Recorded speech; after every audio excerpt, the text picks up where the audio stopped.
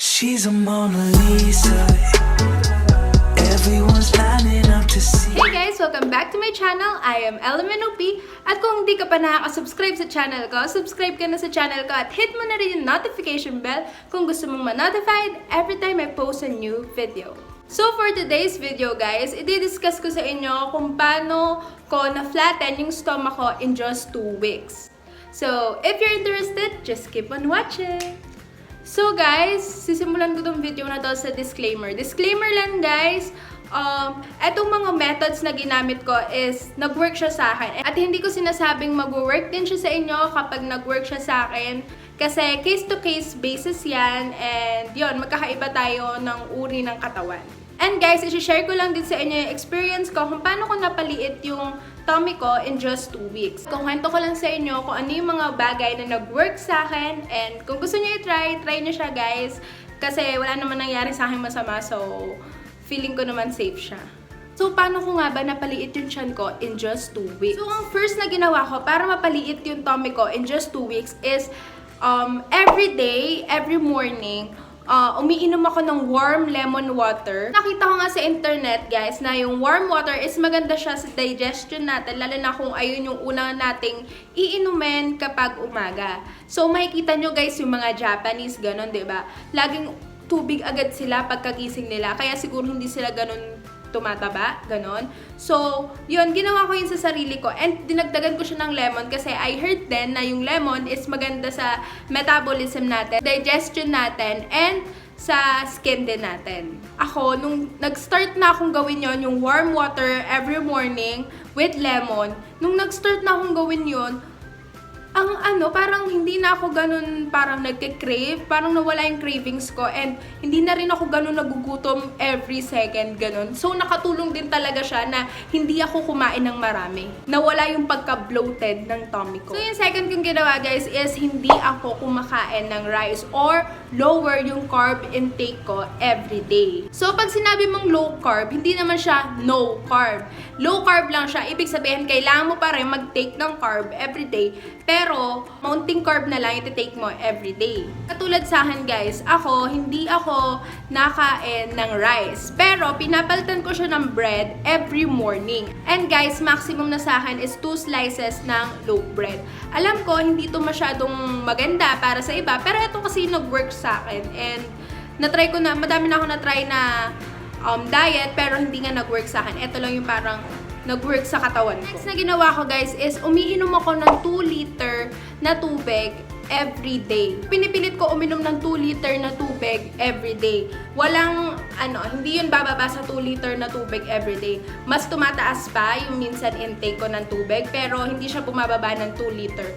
Kasi maganda yun sa katawan natin, pang burn ng fats and pang pawala nga ng bloat. And pag lagi ka nagtutubig, hindi ka rin laging gutom. Kunyari, hindi ka laging nainom ng tubig, tapos kakain ka, mapaparami yung kain mo kasi gutom ka. Comparing kapag marami yung tubig na intake mo everyday, mas ma-feel mo na full ka and mas unti na lang yung intake mo ng mga calories everyday. And mas madali na lang sa'yong magbawas ng kinakain kasi nga, busog ka na. Feel mo, busog ka na. Yun din yung isang paraan para sa akin para, yun nga, hindi na ako ganahan masyado kumain. Alam ko sa sarili kong busog na ako. And hindi na rin kasi ako guys kumakain pag alam kong hindi ako gutom. Pag gutom lang ako, dun lang ako kumakain. Pero hindi naman pag gutom na ako, dun ako kakain. Pag gutom lang ako, dun ako kakain. Kasi guys, most of the time ngayon, nafe-feel ko na sobrang busog ko na kasi nga marami akong iniinom na tubig everyday. So, tendency nun, pag kumain ka, konti na lang makakain mo kasi busog ka na. Kahit maunti lang naman, yun na intake mo that time. Next na ginawa ko is I drink coffee or tea 2 times a day. Dati kasi guys, talagang solid tea lang yung iniinom ko. Pero dahil nga nagka-quarantine, nahirapan ako maghanap ng tea na gusto ko. So ngayon, pinalitan ko siya ng coffee. So, ang pinili ko ngayon is black coffee. Pure black coffee. Sa inyo, kung di nyo kaya ng pure black coffee, pwede nyo haluan siya ng konting gatas or konting creamer, pero konti lang guys ha, konti lang. Pero wag kayo magre-rely sa mga 3-in-1 kasi napakaraming sugar nun. So, kung iinuman kayo nun, wala din. Marami rin kayong calories na iinom at marami din kayong sugar na maiinom. Ang nagagawa naman ng coffee na yon, pag hindi pa rin kayo mapapoops, pag kunyari kahit ang dami mo ng iniinom na tubig, kahit uminom ka na ng warm lemon water every morning, nahirapan ka pa rin mag-poops, umiinom ako ng coffee morning and night. Tapos, yun nga, feel ko talaga na nag-help siya talaga sa metabolism ko kasi right after kong uminom ng coffee, mga 5 minutes talagang no joke, mga 5 minutes magpupoops ako. Talagang no joke yan.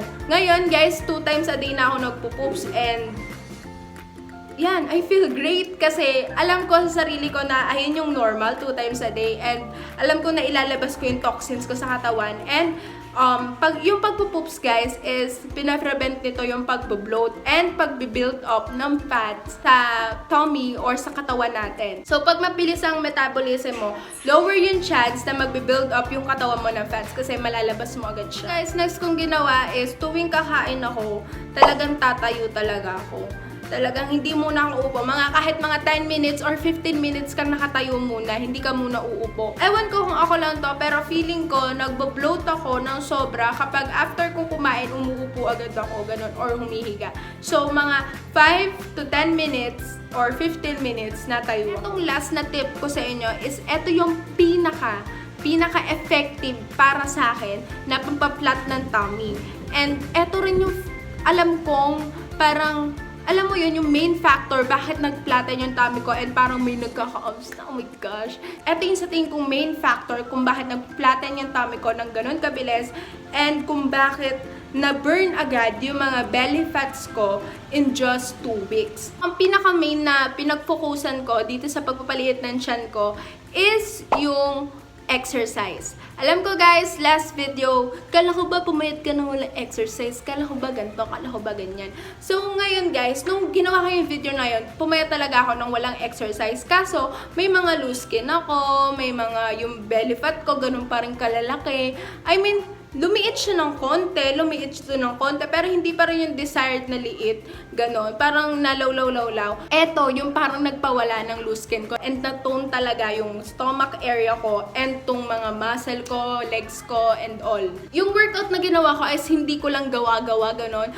Pinalo ko yung 2 weeks ab exercise ni Chloe Ting. Inform ko lang kayo na pag yung ab workout lang, yung ginawa nyo is lower yung chance na magpa-flatten yung tummy nyo. Dapat hahaluan nyo ng HIIT or cardio bago kayo mag-ab exercise. Para, yun, ewan kung bakit, basta sabi ni Chloe Ting ganun. Para mas maging effective yung pagpapaliit mo ng tiyan. So guys, i-insert ko yung clips na nag-exercise ako para alam nyo nag-exercise talaga ako.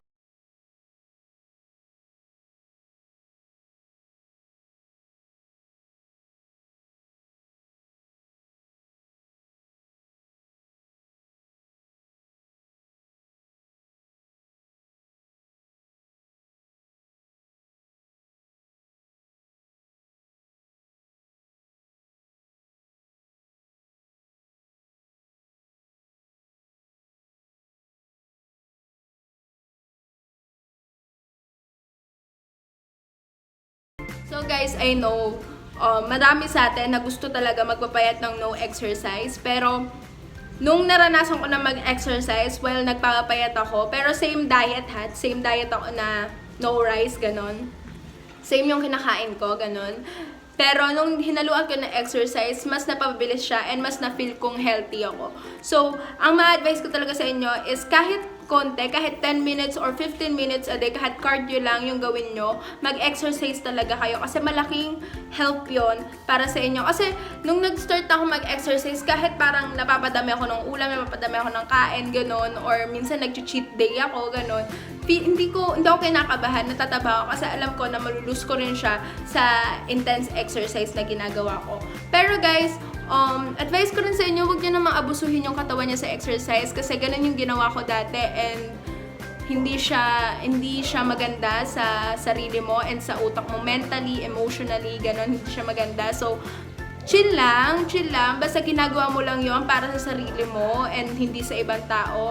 Basta wag mo masyadong i-pressure yung sarili mo. Kung wala ka pa rin makikitang difference agad-agad, okay lang yun. Basta ipagpatuloy mo, alam mong ginagawa mo yung best mo. And for sure magkaka-difference din yan. Guys, I hope na nakatulong tong video na to para sa weight loss journey nyo, and I hope na one day magagawa din kayo ng video sa weight loss journey nyo, and I know kaya natin to.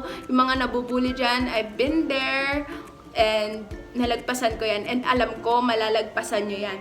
So, comment down below yung mga weight loss story nyo, and tatry ko kayong sagutin lahat, and comment down below kung ano rin yung mga nag-work sa inyo na methods para mapalit yung tummy or mag-weight loss kayo, ganon. That is all for my video, guys. Thank you guys for watching.